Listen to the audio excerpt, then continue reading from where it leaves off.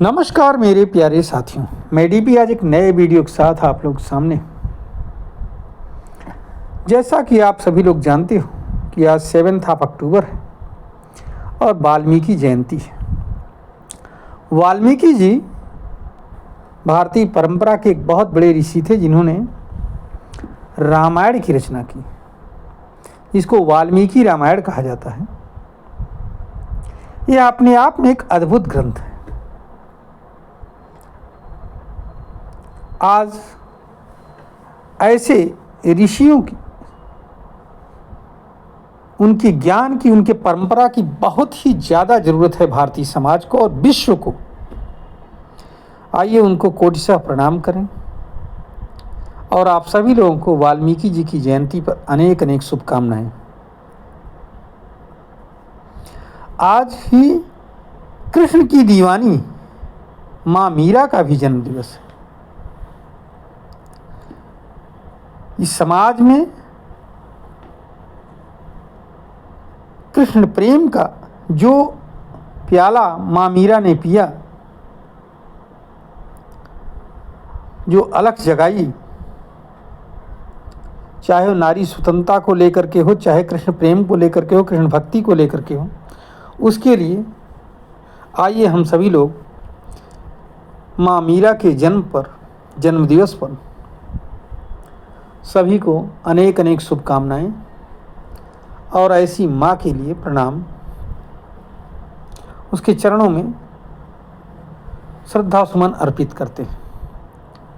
लेकिन मुख्य बात होगी 7 अक्टूबर 2023 को शुरुआत हुई हमास के आतंकियों की उस घटना से, जिन्होंने इजराइल में घुस करके, इजराइल के बॉर्डर में घुस करके 7 अक्टूबर 2023 को योम किपुर जो मना रहे थे वो लोग त्यौहार, उसमें भयंकर बर्बरता किया। कई लोगों को बंधक बनाया, कई लोगों को मारा, जलाया, बलात्कार किया, आदि घटनाएं हुई। यह एक बहुत बर्बर कृत्य था। नेचुरल बात है कि इजराइल जैसा देश, इसका रिजल्ट भी बहुत घातक होने वाला था। पाला किसी ऐरे गैरे से नहीं पड़ा था, इजराइल से पड़ गया था। इजराइल 7 अक्टूबर 2023 को एक घटना हुई थी और अक्टूबर में शुरू कर दिया भयंकर ऑपरेशन। कौन सा ऑपरेशन था? Operation sword of iron launch कर दिया और वो अभी भी चल रहा है।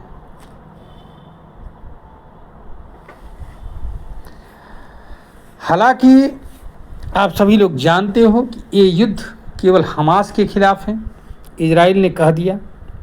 लेकिन ये हमास के खिलाफ ही नहीं था, हमास समर्थकों के भी खिलाफ था, जैसे हूथी विद्रोही, हिजबुल्लाह, ईरान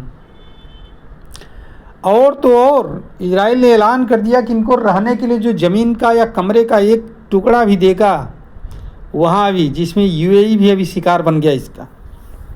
आप लोग देख ही रहे। सारे इनके चीखें निकल गई हैं। हमास की, हिजबुल्लाह की, हूथी की टॉप ब्रास गायब हैं। अगर कोई बचे भी हैं तो पता नहीं वो सीधे हैं, विकलांग हैं, समझ में नहीं आ रहा है। बोल भी पा रहे हैं कि उनका मुंह टेढ़ा हो चुका है, पैर गायब हो चुका है, हाथ गायब हो चुके हैं, अंगुलियां कट गई हों। ये हालत है। अब तो हालत ये हो गई हूथी की, हिजबुल्लाह के केस में जैसा देखा गया कि उनकी टॉप लीडरशिप को कोई एक्सेप्ट करने वाला तैयार नहीं हो रहा है, क्योंकि जो ही एक्सेप्ट करता है वहीं उड़ा दिया जा रहा है। आप समझिए किस कदर हालात खराब हैं, इसका बयान नहीं किया जा सकता है। गाजा की जनता कुछ मिलियन में पॉपुलेशन, 1-2-1.5 मिलियन होगी, और क्या इससे ज़्यादा थोड़ी होगी। एक नैरो बेल्ट है गाजा, कभी उत्तर से दक्षिण तो कभी दक्षिण से उत्तर, कभी उत्तर से दक्षिण तो कभी दक्षिण से उत्तर। ये हालत है। हमें तो नहीं लगता किसी परिवार में कोई जवान आदमी बचा भी होगा। या तो किशोर वय के लोग बचे होंगे या बच्चे बचे होंगे। बूढ़े ख़त्म ही हो गए होंगे, बहुत मुश्किल काम है। जो बचे होंगे बहुत भाग्य, वहीं है, ज़िंदगी भर गाएंगे इसकी गाथा को। 90% 80% से ज़्यादा इमारतें गाज़ा में खंडहर हो चुकी हैं। इन 2 सालों का परिणाम मैं बता रहा हूँ, थोड़ा वीडियो लंबा होगा लेकिन सुनिएगा ज़रूर। 90% से ज़्यादा स्कूल तबाह हो चुके हैं। 60 से 67,000 67,000 मौतें हुई हैं। 90% से ज़्यादा स्कूल तबाह हैं। 67,000 से ज़्यादा डेथ्स हुई हैं। ये तो रिकॉर्ड्स हैं, पता नहीं कितने अनरिकॉर्डेड हुए होंगे। समझ रहे हैं हालात कितने ख़राब हैं। अगर इजराइल और उसमें कंपैरिजन किया जाए तो इजराइल का केवल मॉनेटरी लॉस हो रहा है, पब्लिक लॉस इतना नहीं हो रहा है। इंफ्रास्ट्रक्चर तबाह हो गया है, मिसिंग लोग 10,000 लोग तो मिसिंग हैं। इजराइल ने बंधक किसी को नहीं बनाया, हमास ने बंधक बनाया 251 लोगों को। हाँ, उसमें से कुछ लोग छोड़ दिए गए हैं, करीब 100-125 के आसपास। हाँ, आंतरिक स्थिति बद से बदतर है। हॉस्पिटल्स की कंडीशन ख़राब है।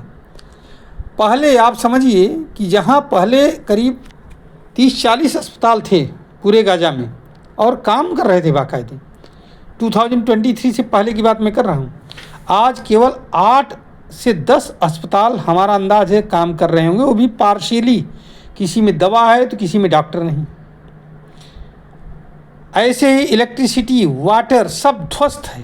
पहले इजराइल का वरदहस्त था गाज़ा के ऊपर, तो 95-95% से, मतलब लगभग पॉपुलेशन को पीने का पानी, कम से कम 18 से 20 घंटे बिजली मिलती थी। हाँ, कोई भूखों नहीं मरता था। अब हालात क्या है कि 1 से 2 घंटे बिजली होगी। हाँ, अनएम्प्लॉयमेंट ज़बरदस्त, किसी को कोई काम नहीं है, सिर्फ अपना सामान लेकर के उत्तर से दक्षिण जाओ, दक्षिण से उत्तर जाओ। हाँ, 1 से 2 घंटे बिजली मिल गई कि नहीं मिल गई वो भी भगवान भरोसे। फेमाइन और मतलब भुखमरी इस हालत है कि क्या बताया जाए, कुछ कहा ही नहीं जा सकता। इसका इंफ्रास्ट्रक्चर टोटल बर्बाद हो चुका है, सीरियसली कोलैप्स हुआ है। मेल नरिशमेंट, डिजीज़, गाज़ा के इलाके की बात कर रहा हूँ। गवर्नेंस ठप है। ऐसे में युद्ध में क्या गवर्नेंस होगा भाई। फिलिस्तीन इजराइल का कुछ नहीं बिगड़ा, यही है थोड़ा बहुत इंफ्रास्ट्रक्चर बॉर्डर में गड़बड़ हुआ है, थोड़ा बहुत बॉर्डर के लोगों को डिस्प्लेस करना पड़ा है इजराइल को। हाँ, करीब 10,000 लोग बॉर्डर से आसपास से आए होंगे, वहीं 5-6 हज़ार मकान उसके डिस्ट्रॉय करने होंगे बॉर्डर के एरिए के। हाँ, बाकी और कुछ थोड़े ही। आप ज़रा सा टाइमलाइन की तरफ आइए, इसके पूरे घटनाक्रम के टाइमलाइन की तरफ आइए तो आपको कुछ समझ में आएंगी चीज़ें। 7 अक्टूबर 2023 को घटना घटती है, हमास ने अटैक कर दिया।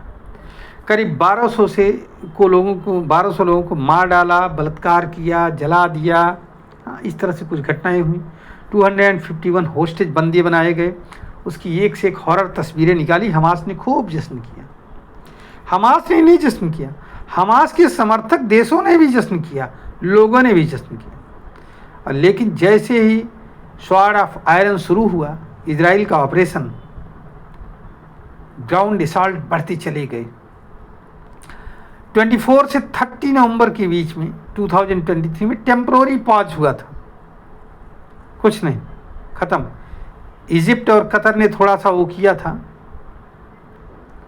दखलंदाजी दिया था। कुछ बंधक छोड़े गए थे, करीब 100-150 के आसपास, 100-125 के आसपास, 100-110। हाँ, 240 फिलिस्तीनी भी रिहा कर दिए गए थे, लेकिन सब बेकार। उसके बाद में आता है कायरो दोहा टॉक हुआ, कोई मतलब नहीं है उसका। हाँ, उसके बाद फिर 3 फेज़ का जो एक कोई वर्क अनाउंसमेंट हुआ कि 3 फेज़ में धीरे धीरे होगा। जनवरी के आसपास हुआ था, जनवरी 25 में हुआ था। कोई मतलब नहीं है इसके सीज फायर का भी, कोई मतलब रह करके छिटपुट युद्ध होते रहे, लेकिन थोड़ा सा शांति बनी रही। उसके बाद में आपका आता है पार्शियल इम्प्लीमेंटेशन ऑफ वायलेशन, जो भी हुआ, मतलब मार्च से अप्रैल के बीच में थोड़ा सा फायर हुआ, इधर उधर युद्ध हुए। फिर मिड 25 में जब हम आते हैं, अक्टूबर 25 में आकर के 25 में आते हैं, तो यूएस जो है वो कतर के साथ मिल करके 25 में, मतलब जुलाई जून के आसपास, इजिप्ट के साथ जो है मिल करके कुछ मीडिएशन की बात रखता है। और सितंबर में आया 20 पॉइंट प्रोग्राम ट्रम्प का, जो कि आप लोग देख रहे हो।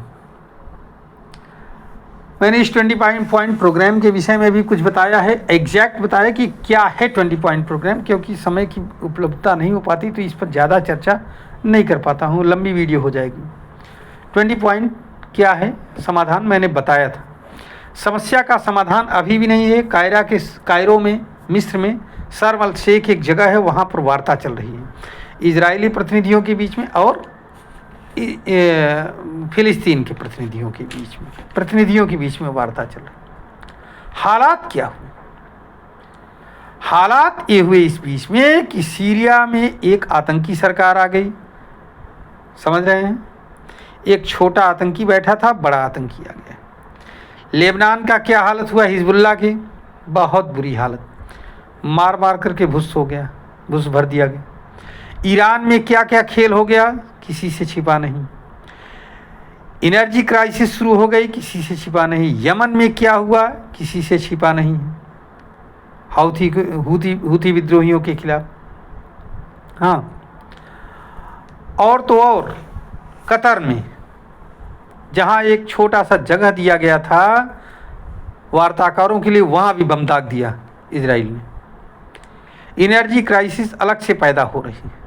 रेड सी में हूथी सक्रिय हो गए हैं, दुनिया को तंग कर रखा है। यहाँ से ये जहाज़ नहीं जाएगी, वो जो छिटपुट आए दिन, इसमें बेगुनाह लोग परेशान हो रहे हैं। ऐसे देश जो छोटे हैं बेचारे, वो परेशान हो रहे हैं। यूएन का रोल एकदम सामने आ गया, नकारा साबित हो रहा है यूएन इसको रोकने में, कुछ नहीं कर पा रहा है। क्या है, कहीं यहाँ मुकदमा चल रहा है, कहीं वहाँ मुकदमा चल रहा है, कुछ नहीं।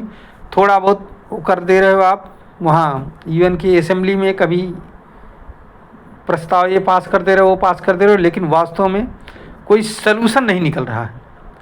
रीजनल इनस्टेबिलिटी बढ़ गई है। अब सवाल ये पैदा होता है, समझौते के बाद में फिलिस्तीनी कब तक चुप बैठेंगे, हमास कब तक चुप बैठेगा, ये देखने का विषय। क्या हमास उस 20 पॉइंट टाक को स्वीकार भी करेगा? बड़ा मुश्किल काम है। अभी तो ये आ रहा है केवल 2 में विरोधाभास था, अब धीरे धीरे और विरोधाभास बढ़ता चला जा रहा है। और तो और वो 20 पॉइंट में से 18 पॉइंट पर विरोधाभास पैदा हो जाएगा, देखिएगा। क्योंकि जब इम्प्लीमेंटेशन की बात आएगी तब वहाँ समस्याएं पैदा होंगी। कैसे इम्प्लीमेंट करेंगे? जिस देश की जिस स्टेट की 80% इमारतें खंडर हैं, वहाँ किसको बसाओगे, कैसे बसाओगे? हाँ, उस 20 पॉइंट जो वो हुआ है, जो डिक्लेरेशन हुआ है, उसको क्या हमास इतने आसानी स्वीकार कर लेगा?